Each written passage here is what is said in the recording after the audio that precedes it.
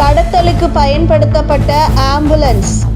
இயக்குனர் அமீரை வசமாக சிக்க வைத்த இறைவன் உண்மையிலேயே மிக பெரியவன்தான்.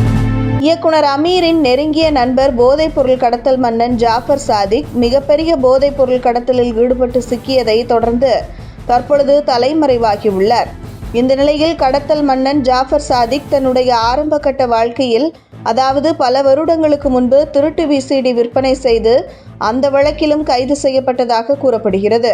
இப்படி திருட்டு விசிடி தொழில் செய்து வந்த ஜாஃபர் சாதிக் ஒரு கட்டத்தில் போதைப்பொருள் கடத்தலில் ஈடுபடும் மொட்டை கார்த்திக் என்பவருடன் அறிமுகம் கிடைத்ததாக கூறப்படுகிறது. இந்த நிலையில் மொட்டை கார்த்திக் அறிவுறுத்தலின்படி, எத்தனை நாளைக்கு இப்படி திருட்டு சிடி விற்பனை செய்து கொண்டிருப்பாய், வா போதைப்பொருள் கடத்தல் செய்வோம், கோடி கணக்கில் சம்பாதிக்கலாம் என்று அந்த தொழிலுக்கு ஜாஃபர் சாதிக்கை அழைத்து வந்துள்ளார். நாளடைவில் மிகப்பெரிய நெட்வொர்க்கை ஏற்படுத்தி போதைப்பொருள் கடத்தல் தொழிலை உலகளவில் மிக வெற்றிகரமாக நடத்தி வந்துள்ளார் இயக்குனர் அமீரின் நண்பர் போதைப்பொருள் கடத்தல் மன்னன் ஜாஃபர் சாதிக். இந்த நிலையில் ஜாஃபர் சாதிக் பல நிறுவனங்களை நடத்தி வந்துள்ளார்.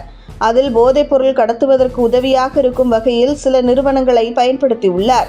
அதில் முக்கியமாக கொரியர் சர்வீஸ் மற்றும் ஆம்புலன்ஸ் நிறுவனத்துடன் தொடர்புகளை ஏற்படுத்தி போதைப் பொருளை கடத்தி வந்துள்ளார் கடத்தல் மன்னன் ஜாஃபர் சாதிக் என கூறப்படுகிறது. டன் கணக்கில் வரும் போதைப் பொருளை கிராம் கணக்கில் பிரித்து அதை கொரியர் சர்வீஸ் மூலம் மிக சாதுரியமாக போதைப் பொருட்களை கடத்தி வந்துள்ளார் இயக்குனர் அமீரின் நண்பர் ஜாஃபர் சாதிக் என கூறப்படுகிறது. மேலும் ஆம்புலன்ஸ் வாகனத்தில் வைத்து போதைப் பொருள் கடத்தியதாகவும் தகவல் வெளியாகியுள்ளது. அதாவது சென்னையிலிருந்து வெளியூருக்கு செல்லும் ஆம்புலன்ஸ் டிரைவர்களுக்கு பணத்தை கொடுத்து அந்த ஆம்புலன்ஸ் மூலம் போதைப் பொருள் கடத்தியதாகவும் கூறப்படுகிறது. இந்த நிலையில் இதுபோன்ற சில அதிர்ச்சியூட்டும் தகவல் வெளிவந்து வருவதால் இந்த விவகாரம் மிகப்பெரிய அளவில் சூடு பிடிக்க தொடங்கியுள்ளது. இப்படி மிகப்பெரிய போதைப் பொருள் கடத்தல் மன்னனாக இருந்த ஜாஃபர் சாதிக் எதுவுமே தெரியாதது போன்ற ஒரு அப்பாவியாக, அதாவது இந்த பூனையும் பால் குடிக்குமா என்று சொல்லும் வகையில் சினிமா தயாரிப்பாளராகவும் ஒரு அரசியல் பிரமுகராகவும் வலம் வந்துள்ளது பலருக்கு அதிர்ச்சியை ஏற்படுத்தியுள்ளது. அந்த வகையில் மும்பையில் எப்படி தாவூத் இப்ராஹிம் மிகப்பெரிய கடத்தல் மன்னனாக செயல்பட்டாரோ அதே போன்று ஜாஃபர் சாதிக் மிகப்பெரிய கடத்தல் மன்னனாக செயல்பட்டு வந்துள்ளதும் தற்பொழுது வரும் தகவல் உறுதிப்படுத்தி வருகிறது. இந்த நிலையில் போதைப் பொருள் கடத்தலில் வரும் பணத்தில் இறைவன் மிகப்பெரியவன் என்று படம் எடுத்து இயக்கிய அமீர் மற்றும் கடத்தல் மன்னன் ஜாஃபர் சாதிக் இருவருக்கும் சரியான தண்டனையை அவர்கள் பின்பற்றக்கூடிய இறைவன் கொடுத்து விட்டார்.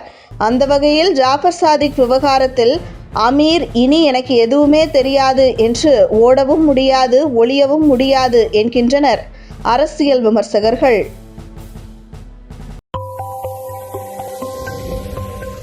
உங்கள் தின சேவல்.